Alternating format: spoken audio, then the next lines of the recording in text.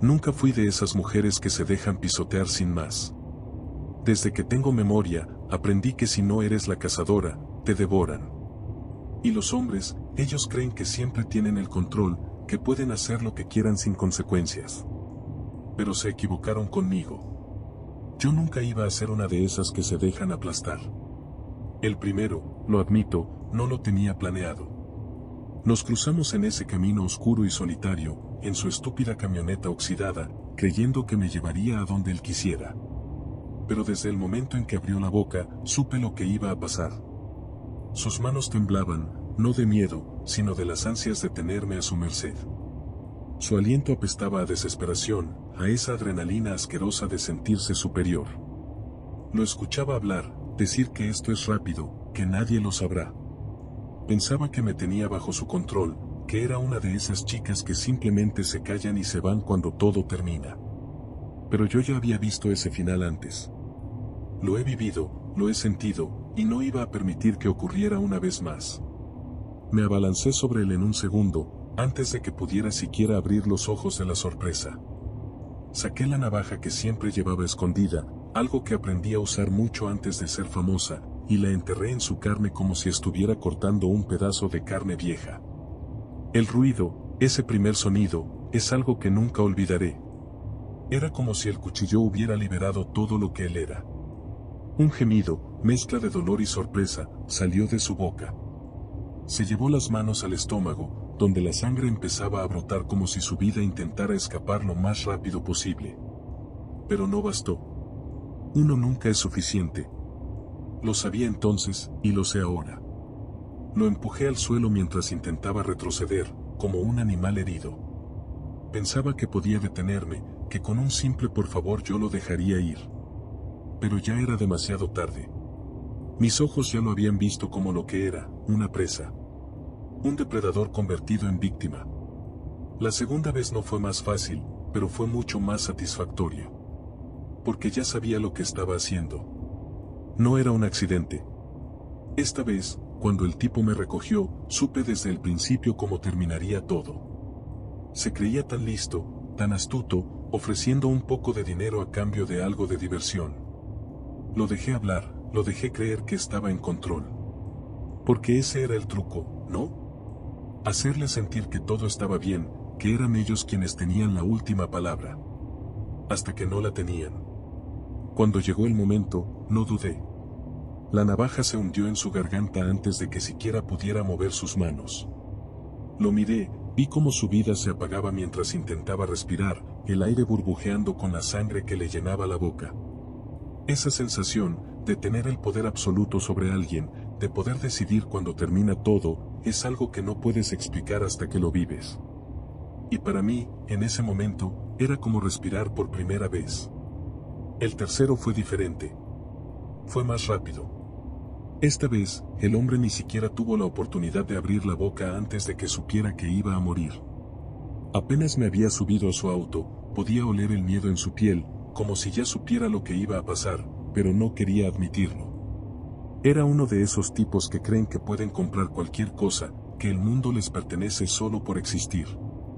Me llevó por una carretera apartada, lejos de todo. Pensaba que me iba a usar y luego me dejaría tirada, como si no fuera más que un objeto. Lo dejé creer eso.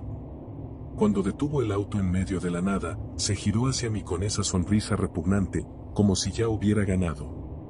Lo que no sabía es que esa sonrisa sería lo último que haría con su boca.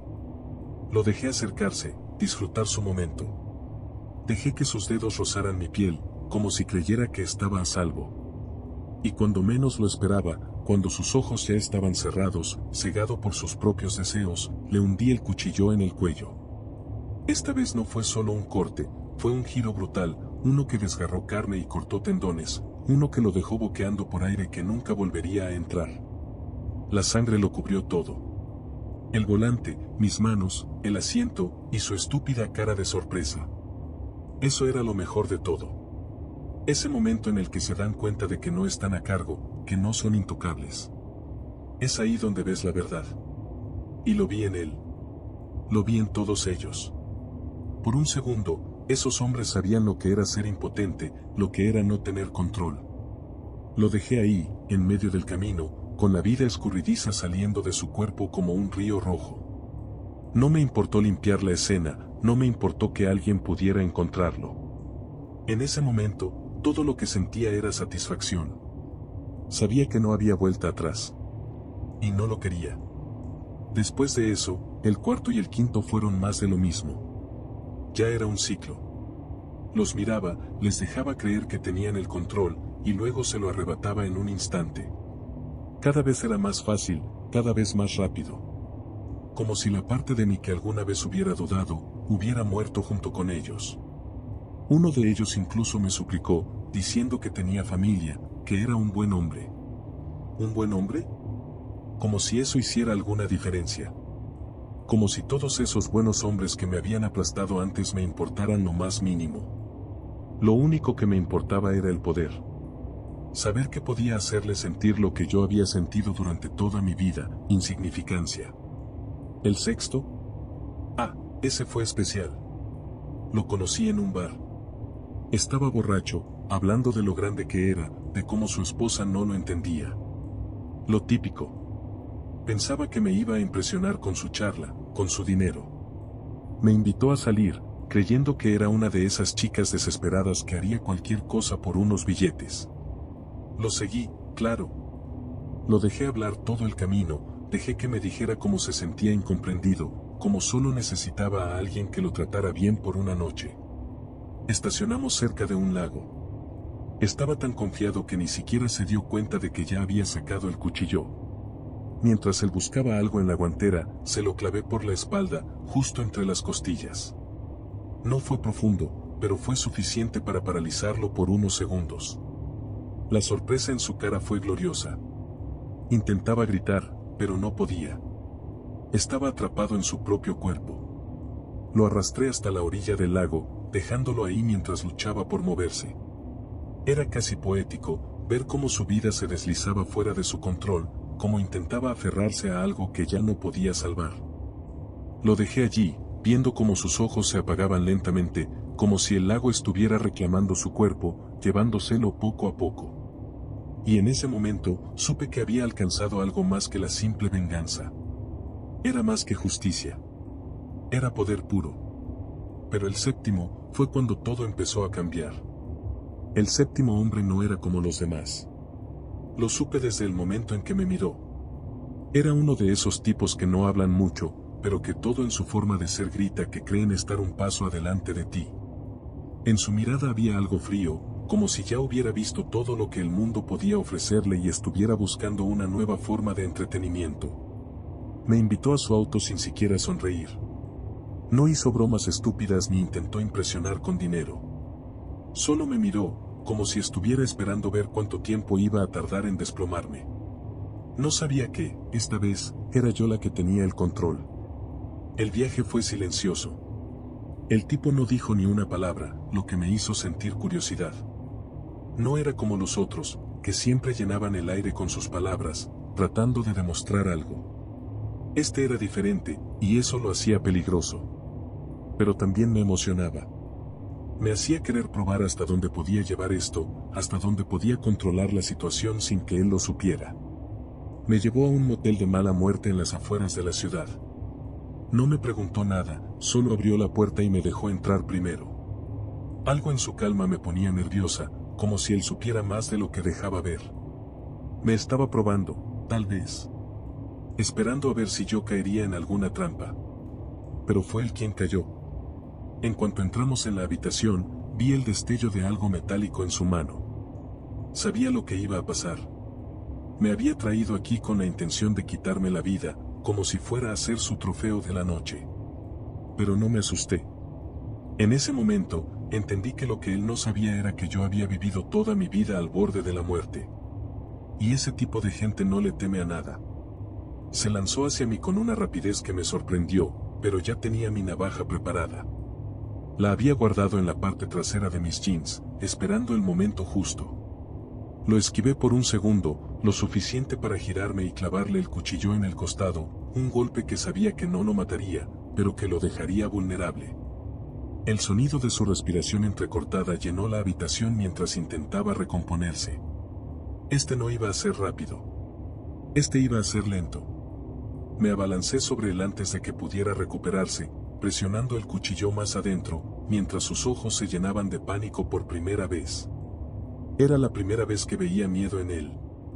Y eso me dio una satisfacción que nunca había sentido antes. Le susurré al oído mientras intentaba hablar, pero no lo dejé.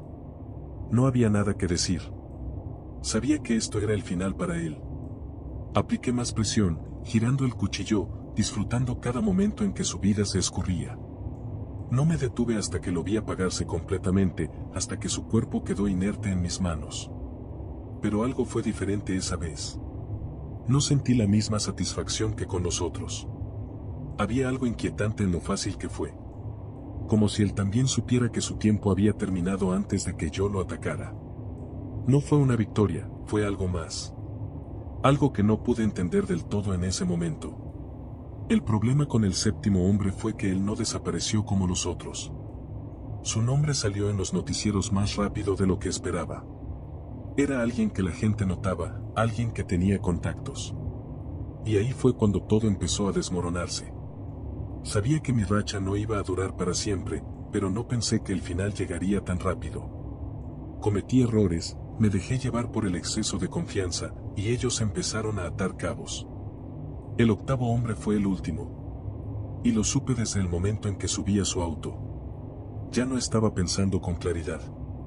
Había empezado a sentir esa presión en el pecho, esa sensación de que todo se acercaba a su fin, y eso me puso nerviosa.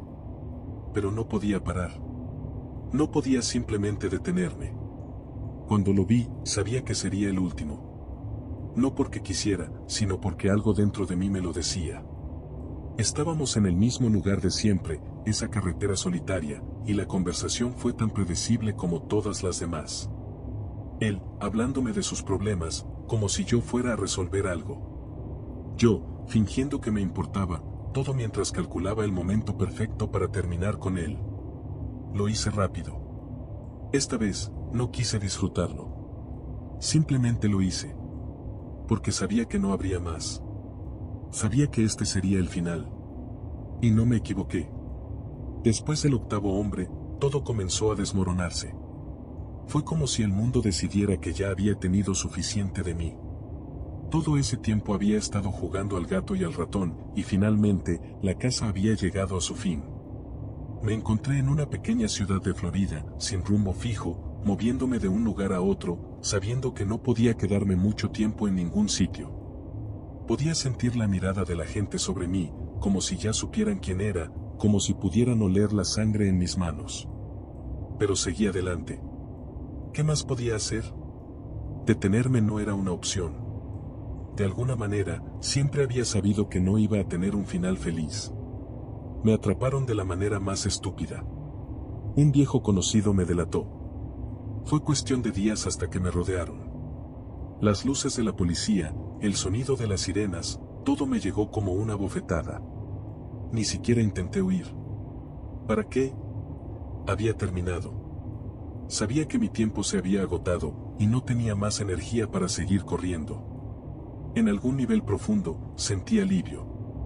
No habría más noches oscuras, más decisiones rápidas en las carreteras desiertas. Cuando me sentaron frente a ellos, no dije nada. ¿Qué iba a decir? Los crímenes estaban allí, incrustados en mi piel, en mi mente. No podía escapar de lo que había hecho, ni siquiera quería. Era como si cada asesinato hubiera dejado una marca invisible sobre mí, una que no se borraría aunque lo intentara. Así que les di lo que querían. Les conté lo que había pasado, a mi manera. No quería que me miraran como una víctima, no soy ninguna víctima. Tomé mis decisiones, hice lo que tenía que hacer. Y aunque sabía que ellos nunca lo entenderían, no me importaba. No se trataba de que ellos me comprendieran o me perdonaran. Se trataba de mí. De lo que yo sentía cuando los mataba. Del poder que me daban esos momentos. Del control absoluto que tenía sobre sus vidas, cuando ellos pensaban que podían comprarme como a un objeto cualquiera. El juicio fue un circo. Todos querían su pedazo de la monstruo Elaine Wuornos. Todos querían ver la caída de la dama de la carretera. Los periódicos, las cámaras, los abogados, cada uno de ellos tratando de usar mi historia para sus propios fines. Me sentaba allí, escuchando cómo hablaban de mí, como si yo no estuviera en la misma habitación, como si ya me hubieran borrado del mundo. Los jueces, los fiscales, todos parecían convencidos de que era algo menos que humana. Quizás lo era. No me importaba la pena de muerte. No me importaba lo que me dijeran o las lágrimas falsas que algunos derramaban en el tribunal. Nada de eso tenía sentido para mí. Lo único que sabía era que el tiempo de los hombres que se creían dueños de mi vida había terminado. Les di lo que merecían, y eso no me lo podía quitar nadie, ni siquiera ellos. El día que me sentenciaron, me miraron como si esperaran que rompiera en llanto, que me arrodillara pidiendo perdón. No les di esa satisfacción. Los miré, desafiante, sin miedo, porque no había nada más que temer. Ellos no sabían lo que yo había vivido, no podían entender lo que se siente estar atrapada en un mundo que te consume viva.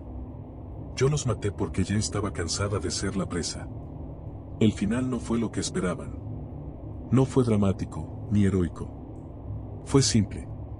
Me llevaron a la prisión, me dijeron que era cuestión de tiempo antes de que me ejecutaran, y me dejaron sola con mis pensamientos. Pero, en ese silencio, encontré algo que no esperaba: paz. No era la paz que la gente busca, esa calma interior que algunos predican. No, la mía era una paz diferente. Era la paz que viene cuando sabes que todo ha terminado. Cuando ya no hay más decisiones que tomar, ni más caminos por recorrer. El mundo había sido cruel conmigo, y yo le devolví el favor.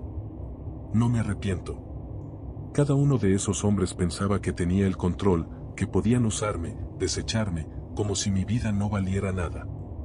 Pero yo les enseñé que estaban equivocados. Les mostré lo que es perderlo todo en un instante.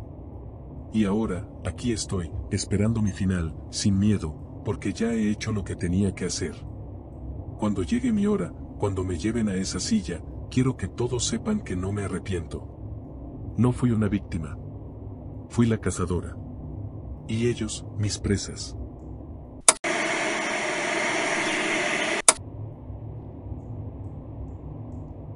La gente cree que todo tiene un origen, un punto en el que las cosas cambian. Para mí, ese origen es difícil de identificar. Desde que tengo memoria, siempre me he sentido apartado, diferente. No encajaba en este mundo, como si hubiera nacido en el lugar equivocado, en el cuerpo equivocado. Tal vez comenzó en casa. Sí, mi familia, aunque para el mundo exterior parecíamos normales, las sombras siempre estaban ahí, acechando, creciendo. Nací el 21 de agosto de 1962 en Itabashi, Tokio. Fui el primogénito de una familia que poseía una imprenta, un negocio familiar que se extendía por generaciones. Mi nacimiento, sin embargo, no fue motivo de celebración. Nací con manos deformadas. Mis muñecas no se desarrollaron correctamente, un defecto físico que hacía que mis manos parecieran conectadas directamente a mis antebrazos, sin la flexibilidad que otros tienen. Era difícil sostener cosas, escribir, pero lo que más dolía era cómo me miraban. En la escuela, los niños me llamaban monstruo. Lo decían en susurros, pero siempre lo escuchaba. Era imposible no notar sus ojos cuando se fijaban en mis manos, ese destello de repulsión, como si yo fuera una criatura de otro mundo. No me defendía. Simplemente me quedaba callado, soportando los murmullos. Sabía que no me veían como uno de ellos, y eso no cambiaría.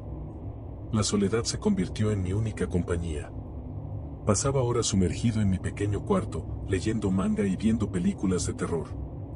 Las historias violentas me atraían más que cualquier otra cosa.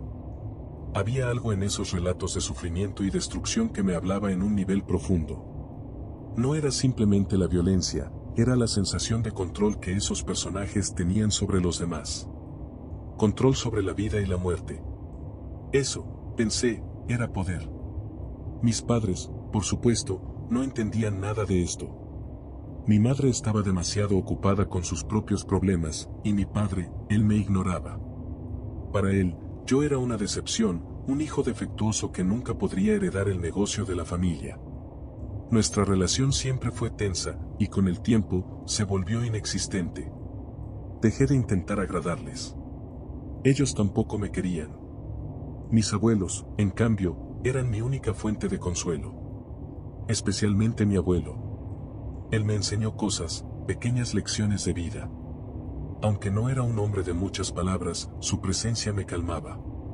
Pero incluso esa calma no duró. Cuando él murió, algo dentro de mí se rompió. Recuerdo el momento exacto en que me dijeron que había fallecido. Era como si el único lazo que me mantenía anclado a la realidad se hubiera desvanecido. Y entonces, algo en mi mente empezó a cambiar. Fue poco después de su muerte que cometí mi primer acto. Mi abuela, incapaz de soportar su dolor, se volvió más distante conmigo. Un día, en un arrebato que ni siquiera puedo explicar del todo, la agredí.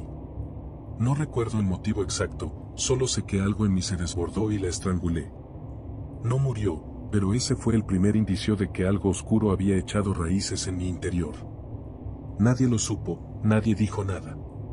Simplemente la dejé ahí, inconsciente, mientras me alejaba del acto como si no hubiera sucedido. A partir de ese momento, ya no hubo marcha atrás. Mis fantasías se volvieron más retorcidas. No podía dejar de pensar en ellas, en esos actos de violencia que veía en las películas o leía en los mangas. Comencé a coleccionar videos de contenido explícito, grabaciones que mostraban lo que la gente normal no podía soportar. Pasaba horas en mi cuarto, viendo una y otra vez, buscando algo que pudiera saciar esa creciente necesidad en mi interior. Pero no era suficiente. Nunca lo fue. El aislamiento continuaba, tanto en casa como en la sociedad. Me distancié de todos, excepto de mis oscuras obsesiones. La soledad ya no era una carga, era mi refugio. Las fantasías no solo me consumían, sino que me daban consuelo, una forma de escapar de esa realidad que nunca me había aceptado. Pronto, las fantasías ya no bastaban. Necesitaba algo más real, algo tangible. Fue en esos momentos cuando empecé a cazar. Las niñas pequeñas me parecían vulnerables, inocentes, fáciles de controlar. Todo comenzó con miradas furtivas, observando desde la distancia, imaginando lo que podría hacer. Pero no me detuve ahí. No podía. Tenía que actuar, tenía que tomar lo que quería. Mis impulsos me llevaron a las calles de Saitama. Allí es donde encontré a mi primera víctima. Era una tarde de verano, el sol estaba en su punto más alto, y el calor sofocante parecía aplastar a todos a su alrededor. Pero yo no sentía el calor. Solo tenía una cosa en mente. La vi jugar sola cerca de su casa. No había nadie más. Era perfecta. La tomé antes de que pudiera siquiera gritar. No fue difícil. Me la llevé a las montañas, un lugar apartado donde nadie podría oír sus gritos, donde nadie la encontraría. No lo había planeado del todo, pero sabía exactamente qué hacer una vez que llegamos. Todo lo que había visto en mis fantasías se hizo realidad. La llevé a las montañas, un lugar tan solitario que las voces del mundo se desvanecieron. En ese momento, no había más sonidos que los de mi respiración acelerada y el latido de mi corazón, que palpitaba con una emoción que no había sentido antes. Allí, con aquella niña asustada frente a mí, descubrí que no había retorno. La línea entre la fantasía y la realidad se había desdibujado por completo. Recuerdo sus ojos. El miedo los había vuelto enormes, llenos de lágrimas que no terminaban de caer. Los gritos, sin embargo, no duraron mucho. Me aseguré de que no pudiera hacer demasiado ruido, de que su pequeño cuerpo quedara inmovilizado. Todo era tan frágil, tan fácil de controlar. En ese instante, entendí lo que había estado buscando todo este tiempo, el poder absoluto sobre la vida de otro ser. Cada segundo se alargaba mientras me permitía experimentar ese momento. No tenía prisa. Había esperado tanto tiempo, había fantaseado tanto con este tipo de encuentros que ahora, con la realidad frente a mí, quería que durara lo más posible. Sabía que no habría más oportunidades como esa. Los detalles de lo que hice después no importan. Lo esencial era el control, la sensación de dominio total. Cada movimiento, cada acto que llevaba a cabo sobre ese pequeño cuerpo frágil era una reafirmación de mi poder. Por primera vez en mi vida, no me sentí como el monstruo que los demás veían. No. En ese instante, me sentí como alguien que finalmente tenía el control. No era yo el que estaba siendo mirado con desprecio o miedo. Esta vez, era yo quien controlaba el destino de otro ser. Y me sentí invencible. Después de que terminé, observé lo que quedaba de ella. El silencio se apoderó del lugar. No hubo gritos, no hubo más lágrimas. El cuerpo yacía inerte, como un juguete roto que ya no servía. Por un momento, me quedé allí, contemplando lo que había hecho.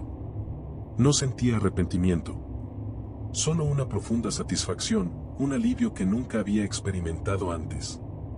La necesidad, esa insaciable urgencia que había estado carcomiéndome por dentro durante años, finalmente se había calmado. La dejé allí, en ese rincón apartado de las montañas, donde nadie vendría a buscarla. Para el mundo exterior, ella simplemente desapareció. Sabía que las autoridades buscarían, que sus padres la llorarían, pero no me importaba. El acto estaba consumado, y no podían hacer nada para cambiar eso. Mi único temor en ese momento era simple: ¿cuánto duraría esa sensación de control? Sabía que tarde o temprano volvería la necesidad. Y así fue. Poco tiempo después, la urgencia regresó. La sensación de poder que había sentido con mi primera víctima comenzó a desvanecerse, reemplazada nuevamente por el vacío y la ansiedad. Sabía lo que tenía que hacer. No podía detenerme, no quería detenerme. Ya había cruzado esa línea, y no había vuelta atrás. La segunda niña llegó poco después. Esta vez, todo fue más rápido, más preciso. Sabía exactamente qué hacer y cómo hacerlo. La llevé al mismo lugar, mi escondite en las montañas, lejos de cualquier mirada curiosa.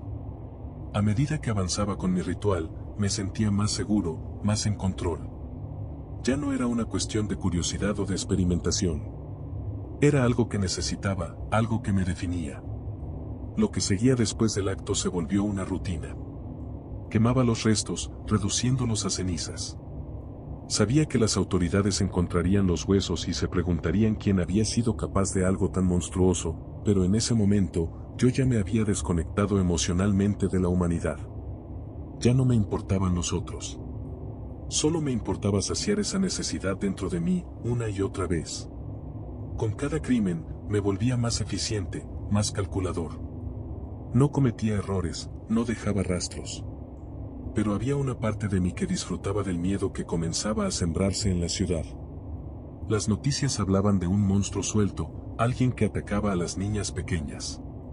La policía estaba perdida, sin pistas. Los padres tenían miedo de dejar a sus hijos solos.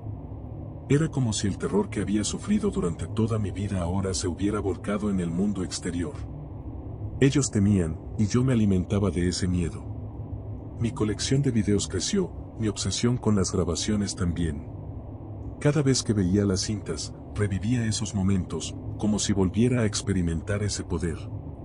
Pero incluso las grabaciones ya no eran suficientes.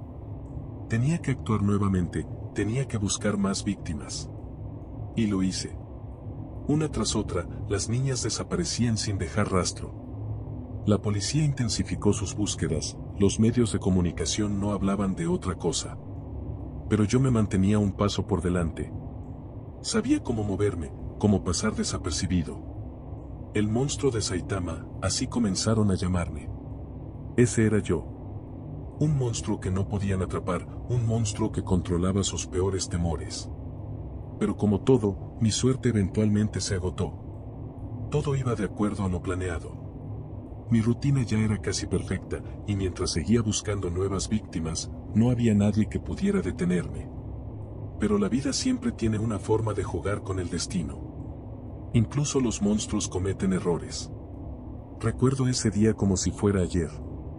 Fue un impulso repentino, algo que no tenía planeado. Estaba paseando por la zona donde solía observar a las niñas.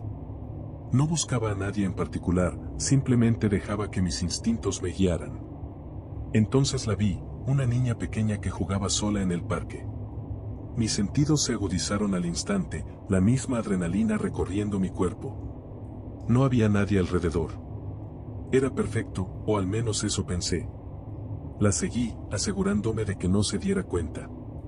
Mientras se alejaba del parque, mis pasos se hicieron más rápidos, y antes de que pudiera reaccionar, la agarré. Pero algo fue diferente esta vez. No lo supe en ese momento, pero alguien nos había visto. Uno de los vecinos me había seguido, sospechando de mis movimientos. Y fue en ese instante que todo se desmoronó. El hombre comenzó a gritar, llamando la atención de otros vecinos. Me vi rodeado por personas que corrían hacia mí. La niña gritaba y forcejeaba en mis brazos. Sabía que no podía quedarme ahí. La solté y comencé a correr. No tenía un plan, solo necesitaba escapar. Corrí tan rápido como pude, pero las voces detrás de mí se multiplicaban. Sentí el miedo subiendo por mi garganta, una sensación que no había experimentado en mucho tiempo. Ya no era el cazador. En ese momento, yo era la presa. Logré escapar por unos minutos, escondiéndome entre las sombras, pero no fue suficiente. La policía llegó rápidamente y me atraparon antes de que pudiera desaparecer. Sabía que ese era el final. Lo supe en cuanto sentí las esposas cerrándose sobre mis muñecas deformes. No había más escapatoria. Fui llevado a la comisaría, donde los interrogatorios comenzaron de inmediato. Me miraban como si fuera una criatura de otro mundo, como si no pudieran entender cómo alguien como yo existía. Pero yo no les di el placer de una confesión inmediata. Los observaba, estudiando cada palabra que salía de sus bocas. Querían respuestas, querían saber por qué lo había hecho. Pero para mí, sus preguntas no importaban. Sabía que ya estaba perdido, y lo único que me quedaba era mi propio silencio. No fue hasta que comenzaron a reunir las pruebas que entendí la gravedad de mi situación. Encontraron las cintas, los videos que había coleccionado, junto con los restos de las niñas. Todo estaba allí, expuesto a la luz. La evidencia era irrefutable, y ya no tenía sentido ocultar la verdad. Sabían lo que era. Sabían lo que había hecho. Pero aún así, nunca mostré arrepentimiento. ¿Cómo podía sentir algo por ellas? Para mí, esos actos eran la culminación de años de sufrimiento y aislamiento. Ellas no eran más que herramientas, cuerpos que me permitieron sentir lo que había anhelado durante tanto tiempo: control, poder. Era el monstruo que todos habían imaginado, y ahora me enfrentaba a las consecuencias de serlo. Durante el juicio, me comporté como siempre lo había hecho, distante, frío. Dejé que los abogados hablaran por mí. Los jueces y el público esperaban ver algún signo de remordimiento, pero yo no tenía nada que ofrecerles. Lo único que me importaba era que, en esos momentos, todavía tenía el control sobre mi propia mente. Mis actos ya no podían ser borrados. Ellos podían condenarme, podían encerrarme, pero lo que hice, lo que experimenté, permanecería conmigo hasta el final. Finalmente, fui condenado a la pena de muerte. Para muchos, ese fue el cierre de una pesadilla que había mantenido en vilo a toda una nación. Pero para mí, fue solo otro paso en el inevitable destino que había elegido. Años después, en la horca, enfrentaré la oscuridad una vez más. Pero no importa. En mis últimos momentos, recordaré las sensaciones, los detalles de cada acto que cometí. Seré recordado como el monstruo de Saitama, el hombre que aterrorizó a Japón. Y, en el fondo, eso es exactamente lo que siempre quise.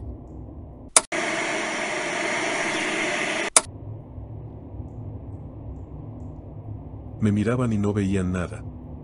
Un hombre común, uno más en la gris multitud soviética. Era fácil pasar desapercibido. Nadie sospechaba de mí, de lo que se escondía detrás de esta fachada que perfeccioné con el tiempo. Trabajaba, tenía una familia, pero dentro de mí había algo mucho más oscuro. Algo que necesitaba salir. Recuerdo mi infancia. ¿Cómo olvidarla? El hambre que nos rodeaba en esos días de guerra no era solo física. El hambre era también emocional. Crecí entre el miedo y la miseria, en un pueblo donde las leyendas sobre canibalismo corrían como el viento. Mi madre me contaba historias de cómo los vecinos, en medio de la desesperación, devoraban a sus propios hijos. Era un mundo cruel, donde el sufrimiento y la violencia eran parte de la vida cotidiana. Ese fue mi origen. Ese fue el ambiente que me moldeó. Desde niño, supe que era diferente. Mientras otros niños jugaban y se divertían, yo solo sentía un vacío. Era como si algo dentro de mí estuviera roto. Y con el tiempo, esa sensación de desconexión se convirtió en una necesidad insaciable, una que no podía explicar, pero que crecía con cada año que pasaba. No era simplemente un deseo de violencia. No. Era algo mucho más profundo, algo mucho más visceral. Todo comenzó con una simple fantasía. Veía a las niñas en el parque, corriendo, riendo, y algo dentro de mí despertaba. Sentía un impulso que no podía ignorar. Mis manos se tensaban, mi mente se llenaba de imágenes que, en su momento, no entendía del todo. Solo sabía que necesitaba más. Necesitaba sentir el control, el poder sobre esos cuerpos frágiles y vulnerables. Pero no podía actuar, aún no. Pasaron los años, y mi deseo se volvió insoportable. Me casé, intenté llevar una vida normal, pero sabía que esa fachada no duraría. No para alguien como yo. Mi esposa nunca lo supo, nunca vio las sombras que se cernían sobre mí cada vez que estábamos juntos. Ella solo veía a un hombre distante, callado, un hombre que prefería la soledad. Pero no tenía idea de lo que realmente pasaba por mi mente. El primer ataque fue impulsivo, torpe. Ni siquiera había planeado hacerlo. Pero cuando la oportunidad se presentó, no pude resistir. Recuerdo a esa joven, apenas una adolescente. La seguí, observándola desde la distancia. Y cuando estuvo sola, la atrapé. El sonido de su respiración agitada, los gritos que salían de su garganta, todo eso solo alimentaba mi deseo. Era como si, por primera vez, el mundo finalmente me perteneciera. Pero no fue suficiente. Sabía que volvería a hacerlo. Sabía que ese era solo el comienzo. Con cada asesinato, me volvía más cuidadoso, más metódico. Las víctimas eran solo objetos, cuerpos que me permitían sentir algo que el resto del mundo no podía darme. La sensación de poder que experimentaba al quitarles la vida era adictiva. No importaba si eran niños, niñas o mujeres jóvenes. Lo único que importaba era la sensación de control. Cuando estaban bajo mis manos, eran míos. Eran parte de mí. Los cuerpos se acumulaban, uno tras otro. A veces los dejaba en los bosques, otras veces los enterraba en campos apartados. Nadie sospechaba. Nadie podía imaginar que el hombre que se sentaba tranquilamente en su casa, el hombre que trabajaba como profesor, era el mismo que sembraba el terror en las afueras de Rostov. Pero había algo más. No solo era el acto de matar lo que me atraía. Era lo que venía después. El cuerpo inerte frente a mí era como una obra de arte incompleta, algo que necesitaba ser perfeccionado. Mis manos hacían cosas que, en ese momento, parecían naturales. No había remordimiento, no había culpa. Solo una satisfacción oscura que crecía con cada corte, con cada acción. Me convertía en el dios de mi propio mundo, un mundo donde solo yo tenía el control. Con cada nueva víctima, mis métodos se hacían más precisos, más controlados. Al principio, me dejaba llevar por la furia del momento, por esa necesidad ciega de causar daño. Pero con el tiempo, descubrí que lo que realmente me atraía no era solo el acto de quitarles la vida, sino lo que sucedía después. El silencio absoluto que seguía a sus gritos, la quietud que llenaba el aire. Ese era mi verdadero triunfo. No era suficiente con terminar con ellas rápidamente. No. Había que extender el sufrimiento. Los golpes iniciales, las asfixias, eran solo el preludio de lo que estaba por venir. Quería ver cómo se descomponían bajo mi control, cómo sus cuerpos dejaban de resistir poco a poco. Las lágrimas en sus ojos, el terror que se apoderaba de sus expresiones, todo eso era parte del ritual. No necesitaba más. Ellas, en esos momentos, me pertenecían completamente. El siguiente paso era inevitable. El cuchillo siempre estaba allí, como una extensión de mi propio brazo. Lo usaba con precisión, cada movimiento calculado. Lo que la gente llamaría mutilación, para mí era una forma de explorar el poder sobre la vida y la muerte. Cada corte, cada desgarrón, era un recordatorio de lo que significaba ser humano, carne, sangre y huesos. Esa era la realidad. Y yo estaba allí para descomponerla, para reducir a esos cuerpos a su esencia más básica. No quedaba lugar para las emociones, solo para el acto en sí. Después de mis ataques, me alejaba de los cuerpos, siempre asegurándome de que estuvieran en lugares apartados. Nadie los encontraría fácilmente. Sabía cómo ocultarlos, sabía cómo moverme sin ser detectado. Rostov era un lugar lo suficientemente grande como para que nadie prestara atención a un hombre como yo. Pasaba por entre la gente, caminaba entre ellos, y no sospechaban de nada. Podía ser uno más, un rostro sin importancia en la masa. Pero dentro de mí, sabía que no podía detenerme. No lo haría. Cada vez que veía una nueva posible víctima, ese deseo volvía a despertarse. Era como una bestia dormida que solo necesitaba el estímulo adecuado para salir a la superficie. No importaba lo que intentara para distraerme. Mi trabajo, mi familia, nada de eso podía competir con la necesidad de seguir cazando. Y las autoridades, los investigadores, eran torpes. Pasaron años sin que siquiera pudieran acercarse a mí. Sabía que los cuerpos estaban siendo encontrados, sabía que el miedo comenzaba a apoderarse de la región, pero yo seguía siendo invisible. Incluso cuando la policía llegó a interrogarme en una ocasión, logré mantener la calma.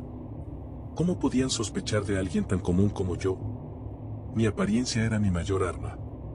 No veían más allá de mis gafas y mi cara anodina. Para ellos, era imposible que un hombre como yo pudiera ser responsable de tantos horrores. Sin embargo, la arrogancia es el mayor enemigo del cazador. En algún momento, mis movimientos se volvieron descuidados. Tal vez fue el exceso de confianza, tal vez fue la idea de que nunca me atraparían. No lo sé.